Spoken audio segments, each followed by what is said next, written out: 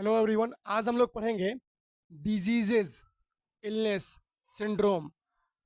देखो, बहुत सारे सिंड्रोम होते हैं, ध्यान दीजिए। जिसमें क्या होता है कि एग्जाम में क्वेश्चन बनते हैं इस पर। ये जरूरी क्यों है? एग्जाम में क्यों पूछा जाता है? एग्जाम में इसलिए पूछा जाता है कि एग्जामिनर आपसे एक्सपेक्ट करता है कि क्या आपको इन बीमारियों के का लक्षण मालूम है, क्यों होता है, ये वायरस से फैलता है, बैक्टीरिया से फैलता है, फंगल इन्फेक्शन से फैलता है, किससे फैलता है, इसका क्या ट्रीटमेंट है। ये जरूरी इसलिए भी है कि अगर तुमको एग्जाम में पूछे ना पूछे, लेकिन अपनी इलाज हम खुद कर सकते हैं इनको पढ़ करके, है ना। अरे सोच अवेयरनेस के लिए भी जरूरी है। हर चीज थोड़ी ना परीक्षा में आएगा। वैसे जो भी क्वेश्चन मैं पूछ रहा हूँ, अभी पढ़ाऊंगा, वो सभी क्वेश्चन एनडीए में, यूपीएससी में, बीपीएससी में, दरोगा में, डिफरेंट डिफरेंट एग्जाम में आए हुए हैं। सभी पीवाईक्यू है, क्वेश्चन बैंक का सवाल है। ठीक है, आज हम लोग पीवाईक्यू पढ़ेंगे। कोई भी आलतू फालतू क्वेश्चन नहीं, सीधा वो प्रश्न पढ़ेंगे जो परीक्षा में आया हुआ है। बस अच्छे समझना है, सीखना है ना। चलिए शुरू करें। तो आज हम लोग शुरू करते हैं। लिखो क्वेश्चन, स्टॉकहोम सिंड्रोम क्या है? स्टॉकहोम सिंड्रोम क्या है? ये प्रश्न मुझसे एक बच्चा भी पूछा हुआ था पहले। ठीक है, स्टॉकहोम सिंड्रोम क्या है? स्टॉकहोम सिंड्रोम क्या है? STOCH, Stockholm syndrome, STOCH, STOCK, सही लिखो, STOCKHOLM सिंड्रोम, SYNDROM सिंड्रोम, या स्टॉकहोम सिंड्रोम हिंदी में भी लिख सकते हो। स्टॉकहोम सिंड्रोम क्या है? देखिए ये क्या है, कोई बताओगे? What do you mean by Stockholm syndrome? देखो ध्यान सुनिए, ये क्या है, इधर ध्यान दो बच्चों। ये सिंड्रोम है ना, बेसिकली ऐसा सिंड्रोम है जिसमें ना तुम्हारा कोई गिरफ्तार, तुमको कोई किडनैप कर लेगा ना। मान लो तुम एरोप्लेन में हो, सपोज करो, ध्यान दीजिए, लुक एट मी। कोई आए बंदूक लेकर के, बोलेगा you are under arrest, kidnap हो गए, चलो सोना निकालो, फला चीज दो, मनी दो, मोबाइल दो, खींच लेगा। तो इसमें क्या होता है, तुम्हें उसके प्रति नफरत नहीं आएगा, प्यार होगा तुम्हें उसके प्रति, मतलब दया आ जाएगी उस पर। सिंड्रोम है तुम पर, तुम्हारा वो किडनैपिंग कर रहे हैं। हाँ, ये सिंड्रोम हुआ, सिंड्रोम बीमारी हुआ। हाँ, ऐसा बीमारी हुआ था, बताते हैं, ऐसा ही पढ़ाएंगे। बीमारी है जिसमें सामने वाला, तुम जानते हो कि सामने वाला किडनैपर है, फिर भी तुमको क्या होगा, उसके प्रति दया की भावना आएगी। ये विचित्र क्वेश्चन है, इसलिए एग्जाम में पूछा गया है। यूपीएससी सवाल पूछा है इस सवाल पर। ठीक है, तो ये सीडीएस भी पूछा है, कंबाइंड डिफेंस सर्विस, मतलब इसीलिए पढ़ो अच्छे से। इसमें क्या होता है, जो किडनैपर्स होते हैं, हमें उसके प्रति सहानुभूति, सिंपैथी हो जाती है, समझे? सिंपैथी हो जाती है, सहानुभूति होती है। सोचते हो तुम गरीब हो, इसीलिए ऐसा कोई काम कर रहा होगा, मजबूरी में तो कोई करता है, उसको मजबूरी तुम सोचते होगे कि इसका जरूर कुछ कमी होगा, इसलिए ऐसा कर रहा है। और डकैत चोर के प्रति तुम्हारा क्या होगा, सहानुभूति हो जाता है। लिखिए आंसर, लिखिए, देखो, स्टॉकहोम सिंड्रोम एक ऐसा सिंड्रोम है जिसमें जिसमें लोग जिसमें लोग जिसमें लोग किडनैपर्स के प्रति, अपहरणकर्ता के प्रति, जिसमें लोगों के मन में, लोगों के मन में अपहरणकर्ता के प्रति सकारात्मक भावनाएं विकसित हो जाती हैं, सकारात्मक भावनाएं विकसित हो जाती हैं।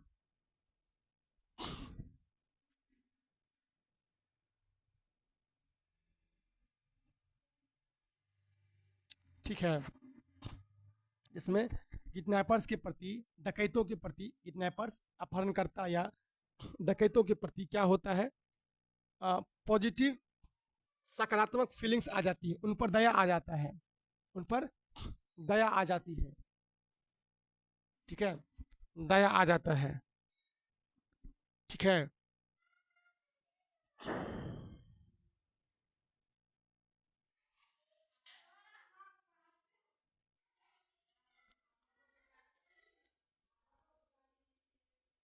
ठीक है। अच्छा, ये कब हुआ था? ये 1973 में घटना हुआ था। ये जगह स्टॉकहोम एक जगह है स्वीडन में, यहाँ पर एक घटना घटा था। ये घटना कब हुआ था? कता बोल रहे हैं? स्वीडन, स्टॉकहोम एक जगह है वहाँ पर स्वीडन में। वहाँ पर क्या हुआ था कि बैंक डकैती हुई थी। क्या हुई थी? बैंक लूटा गया। तो जब बैंक लूटा गया ना, तो बैंक जब लूट गया तो वहाँ पर जो बंधक थे, बंधक जब रिहा हो गए ना, जो होस्टेज थे ना, जिसको 5 आदमी मान लो गिरफ्तार करके रख दिया कि चलो तुम रहोगे, कनपट्टी पे बंदूक सटा देगा, हिलडुल मत करो तो उड़ा देंगे हम इसको, मार देंगे इसको, खत्म कर देंगे, हिलडुल मत करो। तो जब बंधक रिहा हुआ तो वही बंधक जो बंधक था अपहरणकर्ता के प्रति अच्छा चीज सोचने लगा। ये कब हुआ था? 1973 में, 1973 में हुआ, लिख लीजिए। यह घटना 1973 में स्टॉकहोम, बैकन को स्वीडन में एक बैंक डकैती के समय हुआ था। एक बैंक डकैती के समय हुआ था।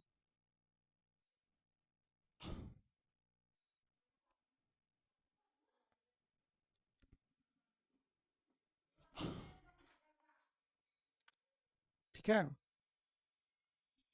ये होता है स्टॉकहोम। क्या होता है बाबू? Stockholm syndrome. ये 1973 में स्टॉकहोम स्वीडन में ये हुआ था, बैंक डकैती के समय, बैंक डकैती के समय हुआ था। और ये कहाँ कहाँ होता है? एयर होस्टेस, एरोपर में, एरोप्लेन में बैंक डकैती, मतलब इवन कि तुम्हारे साथ जो बुरा करना चाहे उसके प्रति ही तुम्हें प्यार उत्पन्न हो जाए, ये समय ये हुआ था स्टॉकहोम। इसे क्या कहते हैं? Stockholm syndrome. कुछ नया सवाल पता चला? चलिए आगे लिखिए।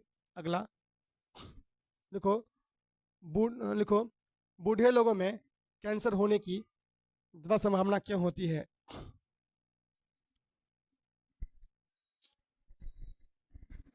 बूढ़े लोगों में कैंसर होने की ज़्यादा संभावना क्यों होती है?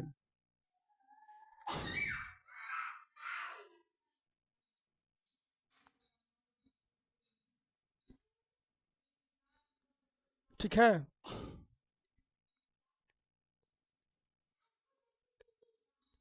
ठीक है।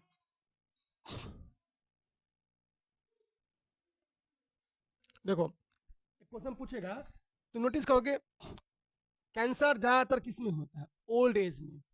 ऐसा नहीं कि बच्चों में भी होता है, हम लोगों में भी, लेकिन ज़्यादातर किस एज में होता है? क्यों? Why why this is why this happens to older peoples? ऐसा क्यों होता है? देखो, इसका आंसर समझो। उनमें म्यूटेशन होता है। क्या होता है? म्यूटेशंस की जमा, म्यूटेशंस को जमा कर लेते हैं। ध्यान दो, समझाते हैं म्यूटेशन क्या होता है, समझाएंगे। देखो, देखिए क्या होता है कि, ध्यान सुनिए, उनकी कोशिका ज़्यादा खराब हो जाती है। किनकी कोशिका? हाँ, जब कोशिका ज़्यादा खराब होता है ना, तो उनमें म्यूटेशन हो जाता है। क्या होता है? अच्छा, एक नया गाड़ी जल्दी खराब होगा, पुराना गाड़ी जल्दी खराब होगा? पुराना गाड़ी चूंकि उसका पहिया क्या होगा? खिया जाएगा, उसका इंजन ढक हो जाएगा, उसके पार्ट्स पुर्जे खराब हो जाएंगे। यानी उसमें ज़्यादा म्यूटेशन होता है, और जिसमें ज़्यादा म्यूटेशन होता है उसमें कैंसर अधिक होता है। समझे? तो जिस कहने का मतलब समझो, म्यूटेशन का मतलब होता है कोशिका का ज़्यादा अधिक बार खराब होना। समझे? कोशिका जितना ज़्यादा अधिक बार खराब होगी, आपको कैंसर होने का संभावना उतना ज़्यादा होगा। समझे? नहीं समझ आया? तो लिखिए इसका आंसर। देखो, बूढ़े लोगों में बहुत ज़्यादा म्यूटेशंस जमा हो जाते हैं। म्यूटेशंस, MUTATIONS,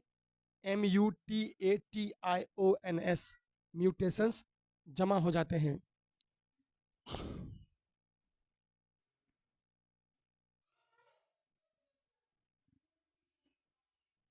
लिख लिए?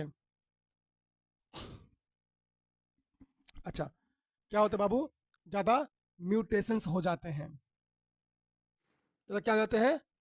अच्छा, म्यूटेशंस क्या होता है? देखो, म्यूटेशंस होता है जब कोशिका में खराबी होती है। ध्यान रखना, हमको पता है कि हमारा शरीर क्या है, छोटी छोटी कोशिका से मिलकर बना, कल पढ़ाए थे। अरे हमारा शरीर क्या है, छोटी छोटी कोशिकाओं से मिलकर बने, पढ़ाए हुए थे। कोशिका क्या है, शरीर की, हाँ, संरचनात्मक और क्रियात्मक इकाई, स्ट्रक्चरल एंड फंक्शनल यूनिट, पढ़ाए थे ना जी। रॉबर्ट हुक ने 1665 में माइक्रोग्राफिया नामक पुस्तक में इसकी खोज किया था, मृत कोशिका खोज। तो क्या होता है, हमारा शरीर छोटी छोटी कोशिकाओं से मिलकर बना होता है। जब नई कोशिका बनती है तब कभी कभी उनके डीएनए में छोटी मोटी गड़बड़ी हो जाती है। डीएनए में छोटा मोटा क्या होता है, गड़बड़ी। उसी छोटी मोटी गड़बड़ी को कहते हैं म्यूटेशंस। जब डीएनए में ना छोटी मोटी गड़बड़ी हो जाती है, क्या कहते हैं, म्यूटेशन। डीएनए मतलब deoxy ribo nucleic acid, DNA की full form deoxy ribo nucleic acid. समझ आया? क्या बोले, लिखो म्यूटेशन क्या है, लिखो म्यूटेशंस क्या है, म्यूटेशंस क्या है, इसको लिख लीजिए। देखिए, डीएनए में छोटी मोटी गड़बड़ी या खराबी आ जाती है तो इसे ही म्यूटेशन कहते हैं।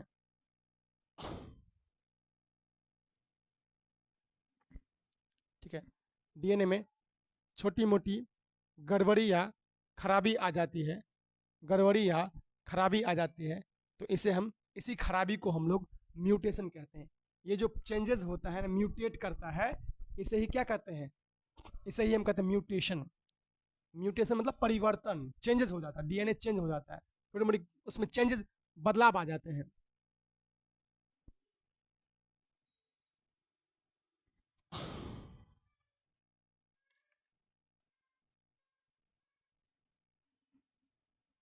ठीक है, समझ आया? इसीलिए कहा जाता है कि बूढ़े लोगों में क्या होता है, कैंसर होने की संभावना बढ़ जाती है। 50-60 साल या उससे ऊपर भी के लोगों को कैंसर होने की संभावना बढ़ जाती है, क्योंकि उसके म्यूटेशंस बहुत होते हैं। क्या होते हैं? अब म्यूटेशंस क्या होता है बताए थे, बताओ। डीएनए में जो छोटा मोटा प्रॉब्लम्स हो जाता है, चेंजेस हो जाते हैं, उसे क्या कहते हैं, खराबी हो जाती है, जो खराबी होता है ना, इसे कहते हैं म्यूटेशंस। क्या कहते हैं? तो कोई भी पूछेगा म्यूटेशन तो बता देना, ऐसा में, हाँ, समझ रहे ना, तो समझने का प्रयास करिए। म्यूटेशंस यही होता है। ठीक है, मतलब जितनी ज़्यादा उम्र होगी कोशिका का खराब उतना ज़्यादा होगा, म्यूटेशन उतना जमा हो जाएगा, तो लोगों का कैंसर होने की संभावना क्या होगी, बढ़ जाएगी। इसीलिए कहा जाता है बूढ़ों लोगों में ज़्यादा कैंसर होता है। ठीक है, चलो आगे बढ़े। एग्जाम्पल मैंने किसका बताया, मशीन का बताया। मशीन में, पुराने मशीन में कल पुर्जे, उसके पार्ट्स ज़्यादा खराब हो जाएंगे, क्यों, ज़रा घसाई होता है, उसमें परिवर्तन, चेंजेस आते हैं, इसीलिए। ठीक है, चलिए आगे बढ़े, चलो। अच्छा, एक ऐसा बीमारी बताओ जो अनुवांशिकी होता है, बताइए, मतलब खानदानी होता है।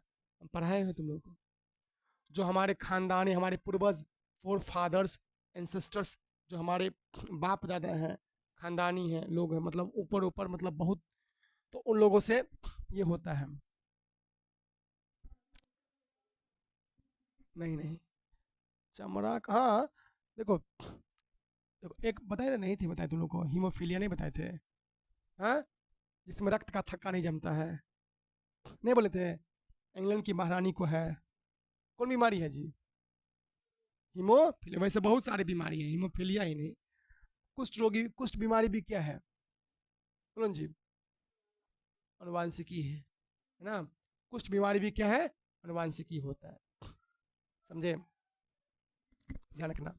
कोई दिक्कत तो लिखिए, क्वेश्चन लिखो, लिखिए, हीमोफीलिया क्या है, लिखो क्वेश्चन फिर से लिख लो, हीमोफीलिया क्या, लिखो, यह एक अनुवांशिकी रोग होता है।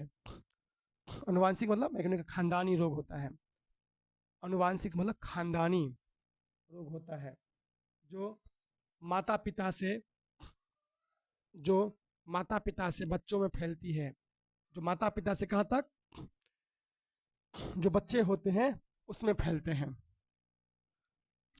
ठीक है, क्या लिखा? माता पिता से किसे फैलता है? बच्चों में फैलता है। समझे? लिखिए, इस बीमारी में इस बीमारी में शरीर में खून का थक्का, ब्लड क्लॉटिंग नहीं होता है। इस बीमारी में शरीर में खून का थक्का मतलब ब्लड क्लॉट नहीं होता है।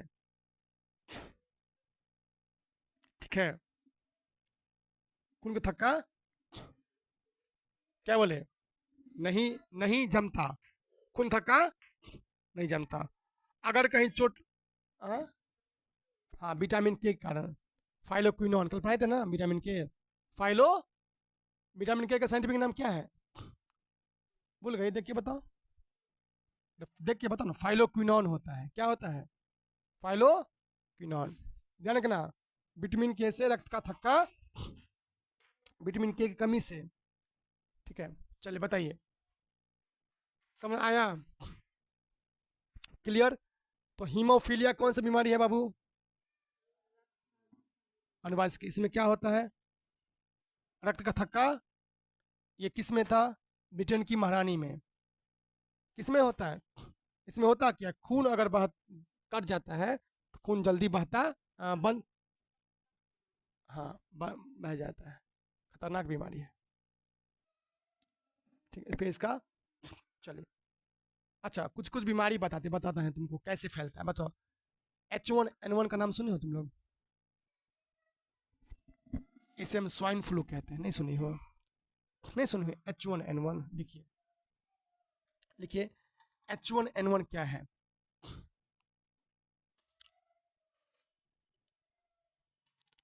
H1N1 क्या है ना? लिखिए, देखिए, H1N1 को हम लोग स्वाइन फ्लू कहते हैं। ये वायरस से फैलने वाली बीमारी है। H1N1 को हम लोग स्वाइन फ्लू कहते हैं। यह वायरस से फैलने वाली बीमारी होती है। ठीक है, ये वायरस से फैलने वाली बीमारी होती है। इसे स्वाइन फ्लू कहते हैं या फ्लू कहते हैं। स्वाइन फ्लू, स्वाइन फ्लू, ये खांसने से, छींकने से एक इंसान से दूसरे इंसान में फैलता है। अगर मान लो कि हमको स्वाइन फ्लू है, अगर मैं स्नीजिंग करूं या छींकूं, खांसूं, तो ये बीमारी अगर, तो मेरे कांटेक्ट में जितने लोग होंगे उन सबको हो जाएगा। देखो ना, ये बीमारी खांसने या छींकने से एक इंसान से दूसरे इंसान में फैलता है। कॉन्टेजियस होता है, कॉन्टेजियस, कॉन्टैक्ट में आने पर इसे कहते हैं कॉन्टेजियस। ठीक है,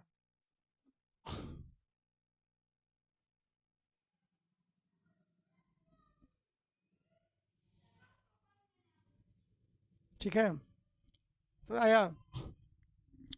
तो H1N1 क्या होता है? बोलो, कैसे फैलता है? स्नीजिंग, अच्छी करेंगे या करेंगे, तो अगर हम में है तो ये आप में भी फैल, इसलिए कहा जाता है जब भी छींके तो प्रॉपर मुंह को झाँप लेना चाहिए। क्योंकि होता क्या है, जो स्नीजिंग होता है वो क्या होता है, यहाँ पे हो जाता है। चलिए, अब टीबी कैसे फैलती है? टीबी भी फैलती है कैसे? वायरस से नहीं, टीबी एक जीवाणु से फैलने वाली बीमारी है, बैक्टीरिया से। टीबी वायरस से नहीं फैलता है। अच्छा, ये किससे फैलता है? H1N1, H1N1 वायरस से फैलता है। और टीबी फैलता है किससे? बैक्टीरिया से। इसे क्षय रोग कहते हैं। क्या बोलते हैं? क्षय रोग या यक्षमा। क्षय रोग, टीबी, ट्यूबरकुलोसिस। समझे? लिखो, लिखो टीबी, लिखो टीबी क्या है या क्षय रोग क्या है। देखिए, टीबी एक टीबी एक जीवाणु से, माइकोबैक्टीरिया, नाम भूल रहे हैं। देखिए, टीबी एक जीवाणु से फैलने वाला फेफड़े की बीमारी है। टीवी एक आ, क्या लिखा, टीवी एक जीवाणु से फैलने वाला, जीवाणु से फैलने वाला एक फेफड़े की बीमारी है। यह भी यह भी हवा के जरिए सांस से फैलती है। यह भी छींकने खांसने से फैलती है। यह भी छींकने और खांसने से फैलती है। ठीक है, कैसे फैलती है? छींकने और खांसने से टीबी।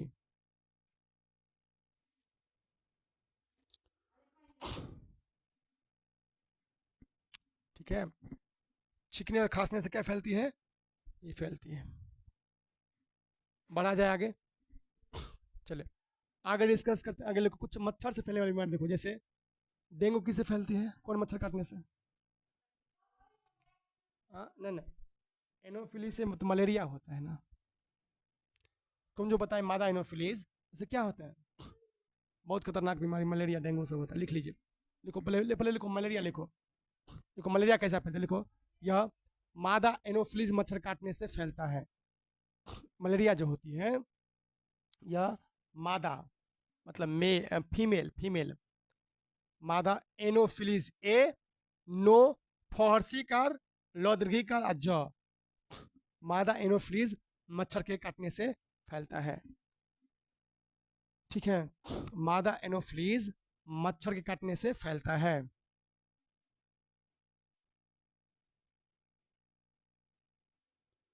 ठीक है, ठीक है, तो दिक्कत बोलो। अब लिखो डेंगू, एडीज इजिप्टी मच्छर फैलने से। एडीज, डेंगू कैसे फैलता है? एडीज इजिप्टी मच्छर के काटने से एडीज, एडीज इजिप्टी, ए लिखो दो दीर्घी का डी ज, एडीज इजिप्टी, ई जो हर्षिकार आधा प, ट दीर्घी कार इजिप्टी, ई जो हर्षिकार आधा प, ट दीर्घी का टी, इजिप्टी मच्छर फैलने से, एडीज इजिप्टी मच्छर फैलने से। ठीक है, काटने से क्या फैलता है? डेंगू। मच्छर खूब काटे चाहिए ना, मस्कुट लहसुन तो ले दो। मच्छर मच्छर काट, मच्छरे पढ़ रहा है, मच्छरे वाला उसका रोक टोक नहीं करोगे तो बीमारी फैलेगा ही, काट लेगा मच्छर, सीधी बात है। उसे सीखना चाहिए, समझे? तो मलेरिया कैसे होता है बाबू? एनोफ्लीज मच्छर से। कोई दिक्कत? और एडिस इजिप्टी से क्या होता है? डेंगू होता है। ठीक है, कोई दिक्कत? हाँ, चलो।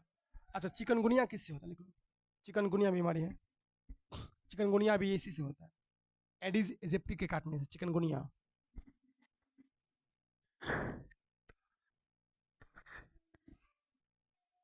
ये भी एडिस इजिप्टी के काटने से होता है।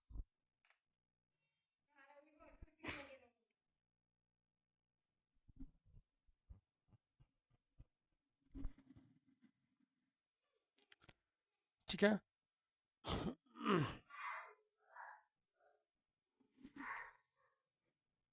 आगे बढ़ा जाए।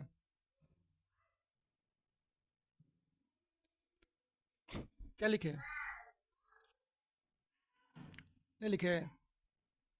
हाँ, चलो, चिकनगुनिया कैसे फैलता है? एडिस इजिप्टी से। चलो, एड्स कैसे फैलता है?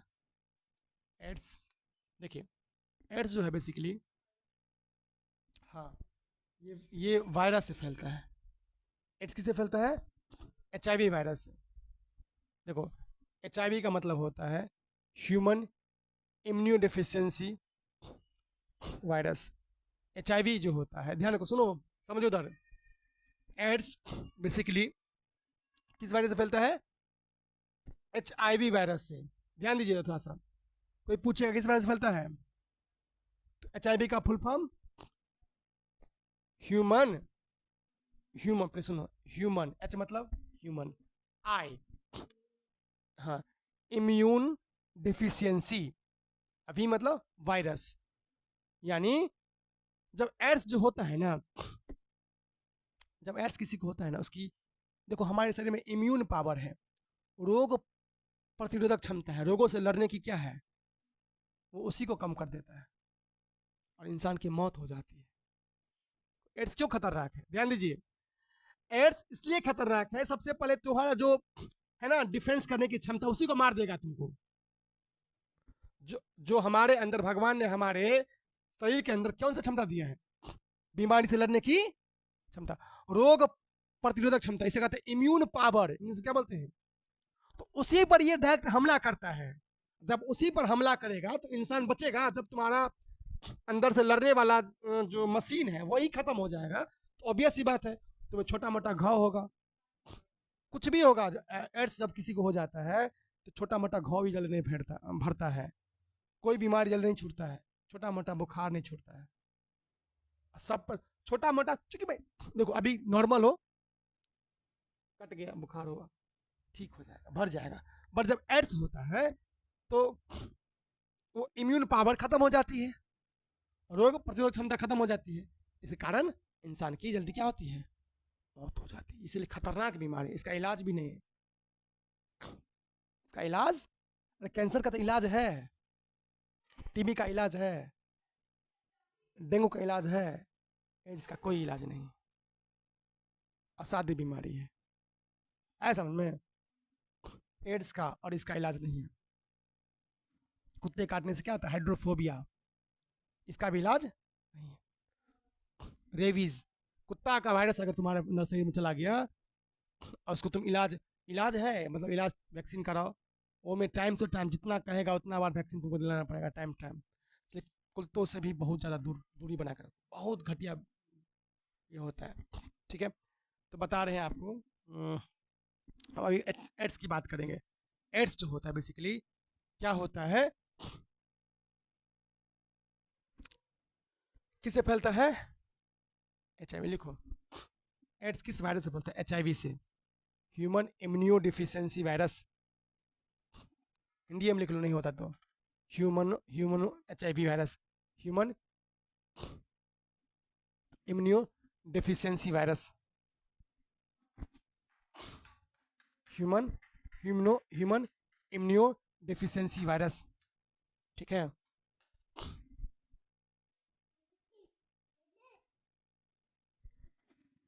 कोई दिक्कत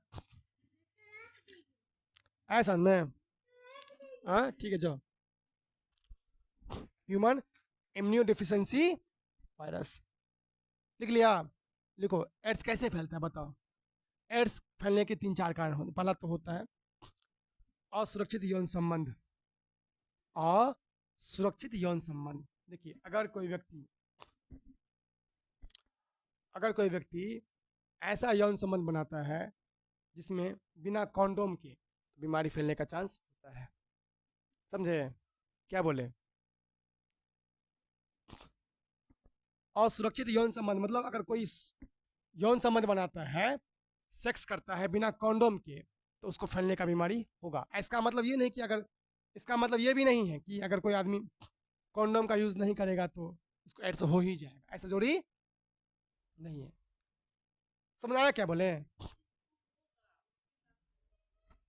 हाँ, जिसको हुआ है, जिसको बीमारी है एड्स, उसके साथ तुम अगर बिना कॉन्डोम के यूज करोगे तुमको हो जाएगा, तुमको हो जाएगा। फिर ये, फिर तुम जिससे करोगे उसको हो जाएगा, वो जिससे करेगा उसको हो जाएगा, फिर से चेन बनते जाएगा। समझ आया। दूसरा क्या है, खून चढ़ाने से, खून चढ़ाने से अगर मान लो कि सपोज करो किसी राम को एड्स है, राम का खून श्याम को चढ़ गया, एड्स होगा। तो खून भी नहीं चढ़ाना है, इसलिए पहले खून चढ़ाने से पहले क्या होता है, टेस्ट होता है की हो छे? हर आदमी का खून चढ़ा देगा बिना मतलब देखा हुआ। दूसरा होता है रेजर, जैसे मान लो हम रेजर बनाए, सेविंग किए, इसी ब्लेड से दूसरा आदमी बना लेगा। खून, खून के माध्यम से फैलता है ना, किसके माध्यम से फैलता है, मेरा खून यहाँ लगा, एक खून संपर्क होके चला जाएगा उसमें, तो इससे ये फैलता है। तो असुरक्षित यौन संबंध से, खून चढ़ाने से, रेजर के उपयोग से फैलता है। ठीक है, एड्स, इन सब का ध्यान रखना, समझे? तो लिख लो, लिखिए एड्स फैलने का कारण लिखो, लिखो। ऑप्शन में इसमें दिया है वही गलत खून चढ़ाने से ऑप्शन दिया है, लेकिन तुमको जो ऑप्शन मिले लिख लो। लिखो, पहले पहले आंसर लिखो, गलत खून चढ़ाने से, मतलब संक्रमित खून चढ़ाने से, संक्रमित खून चढ़ाने से, असुरक्षित यौन संबंध से, असुरक्षित यौन संबंध से, असुरक्षित यौन संबंध से,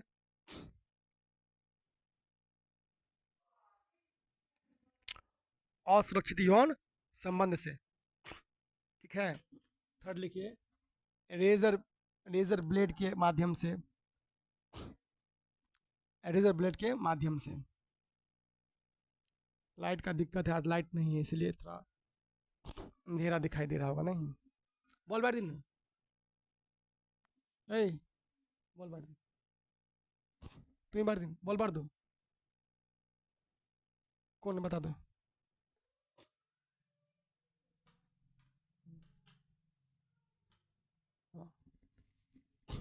समझे? चलिए, एड्स इस तरह से फैलता है, बता दिए सब कारण।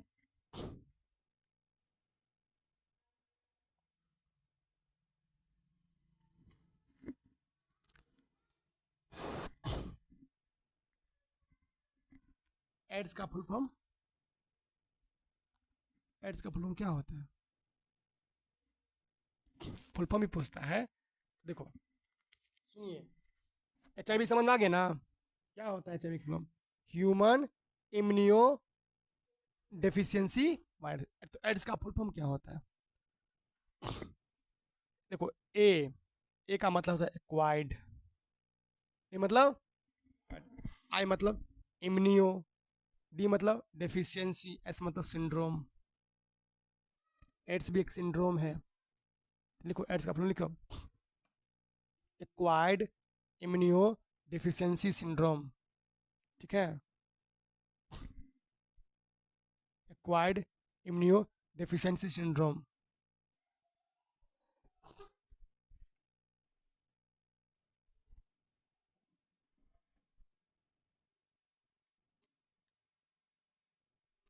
ठीक है, acquired immuno deficiency syndrome, acquired immune deficiency syndrome, AIDS. ठीक है, एक्वायर्ड मतलब हम लोग क्या करते हैं, इसको एक्वायर्ड करते हैं, अपने अंदर ग्रहण करते हैं जी, अपने अंदर ग्रहण करते हैं तो हो गया एक्वायर्ड। इम्यून, इसमें इम्यून पावर क्या होता है? डिफिशियंट हो जाता है। देखो नाम है इम्यून पावर डेफिशिएंसी। अरे पता है ना, रोग प्रतिरोधक क्षमता क्या होती है, घटती है कि बढ़ती है? पूरा डिक्रीज कर जाता है, घट जाता है, इंसान की मौत हो जाती है। तो इसलिए एड्स हो गया। एड्स के लिए कौन सा टेस्ट होता है? एलिसा टेस्ट, लिख लीजिए, ELISA test, ELISA, ELISA test. प्रत्येक साल 1 दिसंबर क्या मनाते हैं? एड्स दिवस मनाते हैं। एलिसा टेस्ट होता है, एलिसा, ELISA।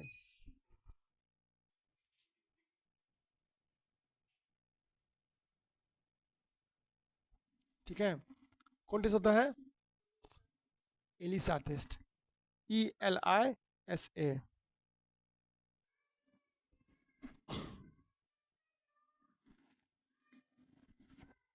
दूसरा टेस्ट लिख लो, एक टेस्ट और लिख लो, western blot test, western blot test, western blot test, western blot test. लिखिए, वेस्टर्न ब्लॉट टेस्ट भी होता है। कौन टेस्ट होता है?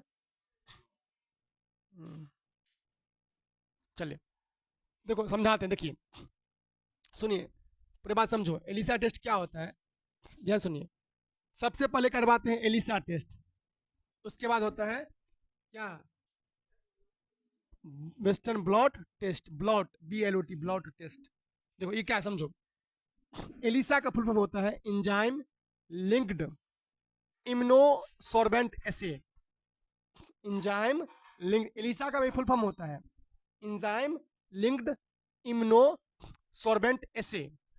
कोई पूछेगा एलिसा आप क्या बोलोगे? बोलो इंजाइम लिंक्ड, लिंक्ड मतलब जुड़ा हुआ, लिंक होता है ना, पैन कार्ड आधार कार्ड लिंक हो बैंक से, लिंक्ड इम्यूनो इम्यून सॉर्बेंट एसे लिखा देंगे। समझो पहले ये टेस्ट होता है, पहला टेस्ट होता है एलिसा टेस्ट। अगर इसमें यह टेस्ट या आपके खून में HIV वायरस के खिलाफ एंटीबॉडी की जांच करता है। किस जांच करती है? एंटीबॉडी। अगर ये टेस्ट एलिसा टेस्ट में किसी का पॉजिटिव हो गया, क्या हो गया? टेस्ट पॉजिटिव हो गया, समझो एड्स मतलब है। फिर कंफर्म करने के लिए, पक्का कंफर्म करने के लिए दूसरा टेस्ट होता है वेस्टर्न ब्लड टेस्ट। पहले कौन सा टेस्ट होगा? अगर उसमें पॉजिटिव हो गए तो दूसरा, कई बार क्या होता है एलिसा टेस्ट हो जाने पर जरूरी नहीं कि इसको एड्स हो, पहले एंटीबॉडी खोज करते हैं। फिर 100% कंफर्म करने के लिए वेस्टर्न ब्लड टेस्ट करते हैं, उसमें भी पॉजिटिव हो गए, इसका मतलब आपको कंफर्म एड्स हो गया है। समझे?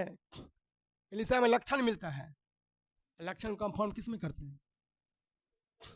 वेस्टर्न ब्लड टेस्ट में। ठीक है, एक टेस्ट होता है रैपिड टेस्ट, होम टेस्ट, ये घर पे कर सकते हैं। इसमें क्या होता है? यह उंगली से खून की एक बूंद लेकर या मुंह की लार से तुरंत 20-30 मिनट में रिजल्ट देने वाला टेस्ट है। रैपिड टेस्ट कर रहा है, या उंगली से खून की एक बूंद लेकर, उंगली से क्या लेंगे? खून का एक बूंद काट लेंगे, नहीं, या नीडल से, या मुंह की लार से तुरंत 20 से 30 मिनट टेस्ट देता है रिजल्ट। ये क्या आता है? Home test.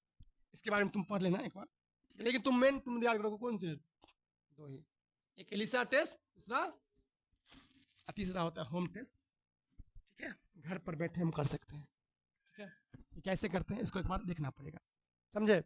चलिए, समझाया? एलिसा का फुल फॉर्म लिख लो, एग्जाम पूछ सकता है। लिखो ELISA, ELISA, enzyme, enzyme English में लिखोगे, हिंदी में, हिंदी में लिखो enzyme linked, enzyme linked, linked मतलब जुड़ा हुआ, immuno sorbent assay, enzyme linked immuno sorbent assay, enzyme linked immuno sorbent assay, enzyme linked immuno sorbent assay, ELISA test. अच्छा, गलत सुई लगाने से भी होता है। सुई मतलब अगर हम मान लो किसी को एड्स है, वही सुई इंजेक्शन किसी दूसरा लगा देंगे तो उससे भी होगा सुइया। इसलिए हर बार सिरिंज हटा देना, मतलब जो भोका हुआ सुइया वैसे यूज कोई नहीं करता, फिर भी थोड़ा रहना चाहिए अलर्ट। ऐसा में चलिए, तो ये सब मैंने बताया किसके बारे में? एड्स के बारे में। देखो अब हम लोग पढ़ेंगे स्लीपिंग सिकनेस। एक बीमारी है स्लीपिंग सिकनेस, बहुत नींद आएगा तुमको, बहुत नींद आएगा, भर दिन सोओगे फिर भी लगेगा नींद पूरा नहीं हुआ। समझे? नींद ही नींद आता है इसमें, स्लीपिंग सिकनेस। 10 घंटा सो फिर भी मन भारी, एकदम बेचैन सोया हुआ, तो स्लीपिंग सिकनेस। देखो ये क्या होता है? नींद की बीमारी है। स्लीपिंग मतलब जानते हो, स्लिप मतलब इतना अंग्रेजी सब जानता है, SLEEP, स्लिप मतलब सोना, बच्चा में सब पढ़ता है स्लिप, पढ़े ना भरफॉर्म, slip, slept, slept, sleeping, slips है। तो स्लीपिंग सिकनेस सोने की बीमारी है। इसमें क्या होता है? एक परजीवी होता है ट्रिपैनोसोमा, ये फैलाता है। क्यों फैलाता है? ट्रिपैनो, इसको मत भूलना, ट्रिपैनोसोमा एक परजीवी होता है, ये फैलाता है।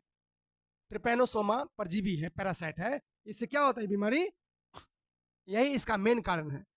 ये कैसे फैलता है? देखो, यह परजीवी खुद उड़कर नहीं आता, इसे एक मक्खी होती है, मक्खी फैलाती है, उसका नाम है तसे तसे मक्खी, तसे तसे मक्खी।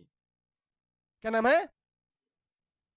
नाम की एक मक्खी, विशेष मक्खी अपने साथ लेकर घूमती है, नाम की एक विशेष मक्खी अपने साथ लेकर घूमती, वो मक्खी इसीलिए कहा जाता है कभी भी खाने पर मक्खी तक नहीं बैठना चाहिए। मक्खी 75 बीमारी का कारण है।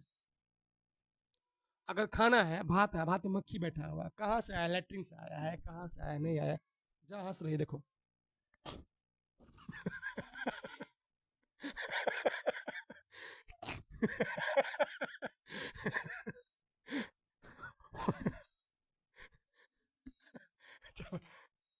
उसके सामने हमारे एचएम के सामने तुम बोल दोगे जहाँ हंस रहे हैं, तुमको बस दिक्कत हो जाएगा। अगर कोई सीरियस टॉपिक हुआ उसको हंसी, जहाँ हंस, देखिए हंसिए, देखिए हंस रहे हैं, देखिए, मतलब लग रहा है कि उसकी बात को तुम सीरियसली नहीं ले रहे हो। मेरा एचएम इतना ये है, एक बच्चा मॉर्निंग असेंबली में क्या किया, बोल दिया। तो वीडियो कौन देखेगा। तो टॉपिक में आओ, क्या बताए थे, कौन बीमारी फैलाता है? मक्खी, ट्रिपेनोसोमा। ट्रिपेनोसोमा नामक परजीवी एक मक्खी, कौन मक्खी है? तसे तसे मक्खी। क्या नाम है? तसे तसे मक्खी। ये परजीवी लेकर उड़ता है, ट्रिपेनोसोमा, और वो फैला देता है। उससे क्या होता है? नींद आता है। सुनाया? क्या बोले जी? वो मक्खी का नाम याद करना, क्या नाम है? तसे तसे मक्खी। तो आधा तो 100 एकड़, फिर आधा तो 100 एकड़, तसे तसे मक्खी। क्या नाम है जी? तसे तसे मक्खी। ये ट्रिपेनोसोमा नामक परजीवी लेकर उड़ता है, जो व्यक्ति पर छोड़ देता है उस व्यक्ति को हो जाता है स्लीपिंग सिकनेस। चलिए सुनिए, इधर ध्यान सुनो। जब यह मक्खी किसी इंसान को काटती है, मक्खी इंसान काट ले, क्या करे? काट ले, तो यह ट्रिपेनोसोमा परजीवी खून के माध्यम इंसान खून में दौड़ना शुरू हो जाता है। समझे? अरे सुनो, देखो ये मक्खी काट लेगा, समझो, अगर ये मक्खी काट लेगा, कौन मक्खी? तसे तसे मक्खी काट लेगा, तो क्या होगा? वो हमारे दिमाग पर असर करता है। खून, अच्छा बताओ, खून में मक्खी है, मान लो यहाँ मक्खी है, इसलिए मक्खी भी बहुत खतरनाक होता है, मक्खी को भी नहीं काटने देना। मच्छर तो है ही खतरनाक, लोग मक्खी को इग्नोर कर देते हैं। मक्खी है ना, मक्खी बहुत सारा बीमारी का क्या है? वेक्टर है, मतलब कारक है, फैलाता है। इसलिए मक्खी को, मच्छर को इग्नोर नहीं करना चाहिए। अभी भी मच्छर काट रहे हैं यहाँ पर, प्रभाव कहाँ पड़ रहा है उसको? उसको आगे रखो, समझे? समझे? तो ये क्या होता है, ध्यान दीजिए, ये जब होता है तो हमारे दिमाग पे हमला करता है। किस पे हमला करेगा? और इंसान को नींद बहुत आता है। इसमें कहा गया है जिससे इंसान को बहुत ज्यादा नींद आती है, बुखार होता है और दिमागी संतुलन बिगड़ जाता है। नींद बहुत आएगा, नींद बहुत आएगा, बुखार होगा, क्या होगा?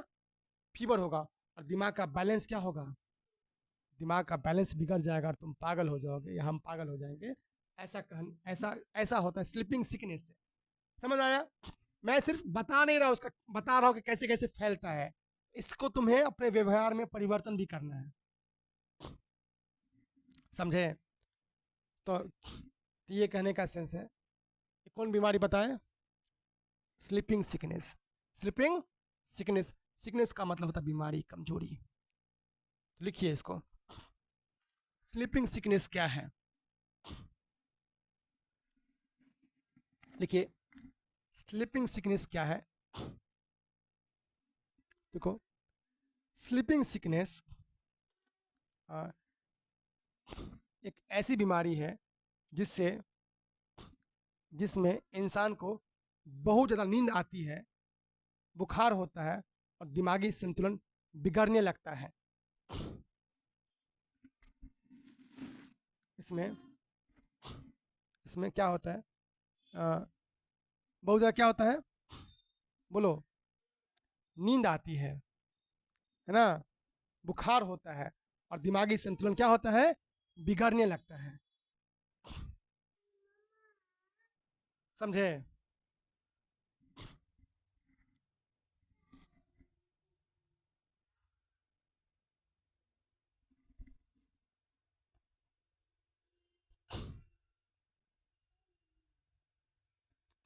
लिखिए, यह तसे तसे मक्खी काटने से होता है। तसे आधा तो 100 एकड़, आधा 100 एकड़, तसे तसे मक्खी के काटने से यह ट्रिपैनोसोमा नाम का परजीवी शरीर में आता है। यह तरह से मक्खी काटने से होता है। इसमें ट्रिपैनोसोमा ट्रिपैनोसोमा नाम का परजीवी शरीर में आ जाता है। इसमें ट्रिपैनोसोमा नाम का परजीवी शरीर में खून के माध्यम से आ जाता है। शरीर में खून के माध्यम से आ जाता है। खून के माध्यम से आ जाता है। ठीक है, कोई दिक्कत?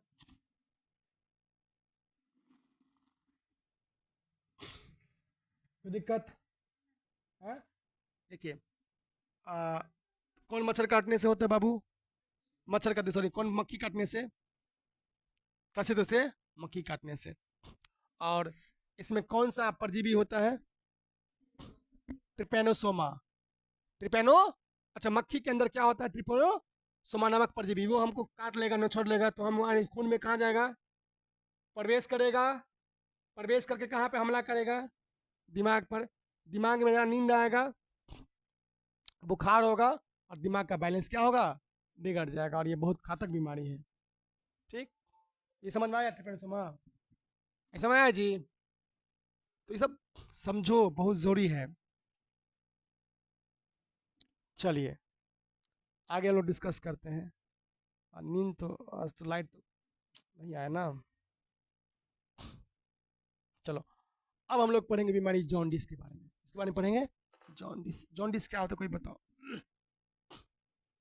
पीलिया, शरीर पीला पीला हो जाता है।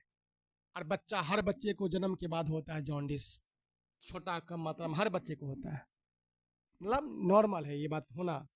लेकिन उसमें अगर ज़्यादा हो जाता है तो फिर प्रॉब्लम है, तब फिर क्रिटिकल कंडीशन बन जाता है। समझे? क्या बोले? जॉन्डिस बीमारी जो होता है, इसमें बच्चे को धूप लगाना चाहिए। क्या चाहिए? धूप। इसको भी हो गया था जॉन्डिस। नॉर्मल है जॉन्डिस, आँख पीला हो जाता है। आँख क्या होगा? पीला। शरीर क्या पड़ जाएगा? पीला। लेकिन अगर ज़्यादा नॉर्मल हो, हम तो नहीं दिखाए थे इसको, ठीक हो गया। लेकिन अगर ज़्यादा बीमारी प्रॉब्लम हो, तुरंत डॉक्टर से कंसल्ट करना चाहिए। इसमें कोई लापरवाही नहीं। अच्छा, ये होता क्या? देखो, जॉन्डिस को समझ आ गया, शरीर पीला हो जाता है, आँख पीला पड़ने से पीलिया कहा गया है। क्या कहा गया है? पीलिया। अब हम लोग पढ़ते हैं ये होता क्यों है, वाई हैपेंस दिस। कारण देखो, ये होता है, इधर सुनो, सुनिए, ये बिलरुबिन का अधूरा अधूरा पचने से होता है।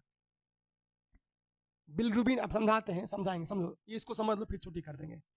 देखिए, एक लास्ट को समझो, इंटरेस्टिंग है, समझिए। तुम आधा डॉक्टर बन जाओगे यहाँ पर। मान लो जब चैप्टर खत्म होगा ना, 200 सवाल है बीमारी का। क्या सवाल है? मोर देन 200 क्वेश्चन है।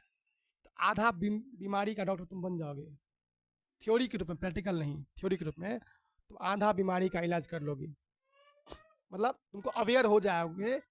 और ये पढ़ने का उद्देश्य मैंने बता दिया है। उद्देश्य सिर्फ यही नहीं कि परीक्षा में तो ये करेगा रे, ऐसे साथ साथ आप अपने शरीर को भी फिट रख सकते हैं।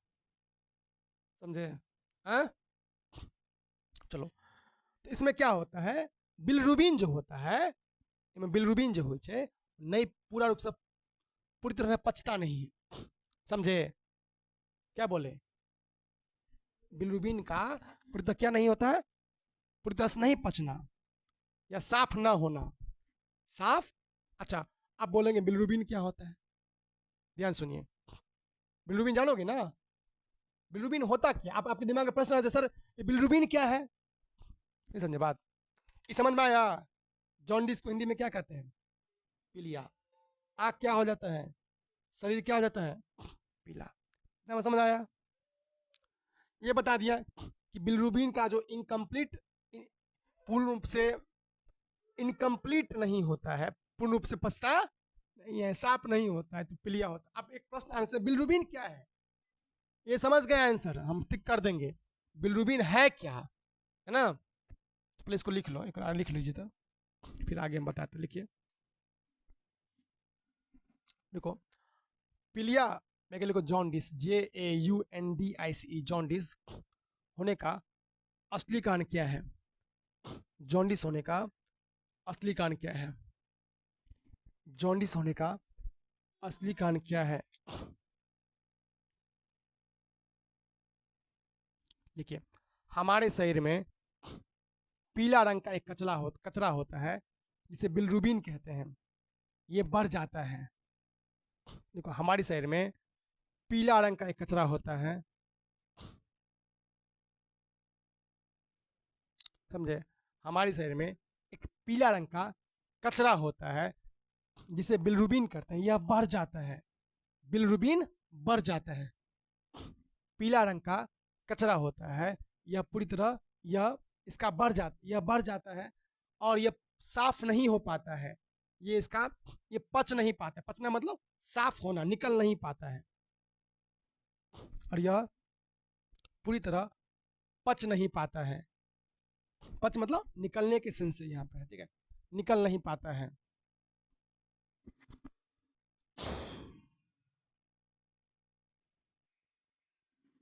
ठीक है, समझ आया? क्या बोले जी? क्या नहीं पाता है? पच, बिलरुबिन। हाँ, कोई दिक्कत? हाँ, आया समझ में? आया समझ में? पीला रंग कचरा क्या होता है? कचरा, उसे क्या कहते हैं? बिलरुबिन। हाँ, ये निकलता है शरीर से? निकलता है? नहीं निकलता है, तभी तो जॉन्डिस होता है। बढ़ जाता है, इसका लेवल क्या होता है? अगर निकल जाए तो ठीक है, निकल जाए तो ये तो निकल नहीं पाता है, इसीलिए क्या होता है? अच्छा, हमारे शरीर में जो पुरानी आरबीसी टूटती है ना, तब एक पीला पदार्थ बनता है जिसे कहते हैं बिलरुबिन। अच्छा, बिलरुबिन कैसे बनता है? पुराना आरबीसी जो होता है टूटता है। क्या बोले? पुराना आरबीसी क्या होता है? तो उसके टूटने से क्या बनता है? लिख लीजिए, लिखिए। हमारे शरीर में पुराने आरबीसी टूटते हैं। हमारे शरीर में पुराने आरबीसी टूटता है। हमारे शरीर में पुराना आरबीसी टूटता है। हमारे शरीर में पुराना आरबीसी टूटता है। क्या बोले? लिखो, हमारे शरीर में पुराना आरबीसी टूटता है जिससे एक पीला पदार्थ बनता है जिसे बिलरुबिन कहते हैं। बिलरुबिन कहते हैं, जिसे जिसे क्या कहते हैं?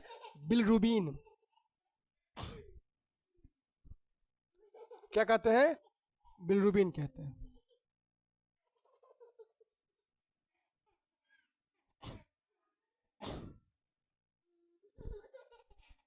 अच्छा, बिलरुबिन को कौन निकालने का काम करता है? कौन अंग है जो साफ करता है उसको? लीवर। कौन करता है? लीवर। लिखिए, देखो, बिलरुबिन को साफ करने का काम हमारा लीवर करता है। लिखिए, लिखिए, बिलरुबिन को साफ करने का काम हमारा लीवर करता है।